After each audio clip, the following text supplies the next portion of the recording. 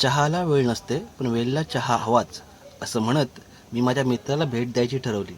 नमस्कार मंडळी, मी मकरंद शुभांगी दत्तराम डावल.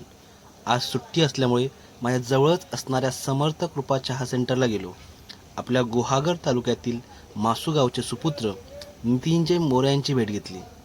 आजच्या परिस्थितीमध्ये गॅस सिलेंडर मिळत नसताना पर्यायी मार्ग म्हणून चुलीवरचा चहा बनवताना बघून आज गावाकडची आठवण झाली. खरंच तुमच्या मेहनतीला, तुमच्या जिद्दीला सलाम.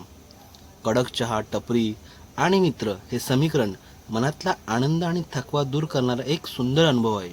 असाच एक अनुभव तिथे रोज चहा प्यायला येणारे दादा सांगतायत. आपल्या सांताऊजमध्ये एक कोकणकर मराठी मुलांनी चुलीवरची चहा बनवली. त्याबद्दल अप्रतिम असा त्याचा स्वाद होता. हे पिण्यामध्ये जो आनंद, ते गावचं आपलं कोकण कसं असतं, कोकणाची चहा कशी असते, त्याचा स्वाद मिळाला. आणि अशाच मुलांना आपण जास्त प्रोत्साहित केलं पाहिजे.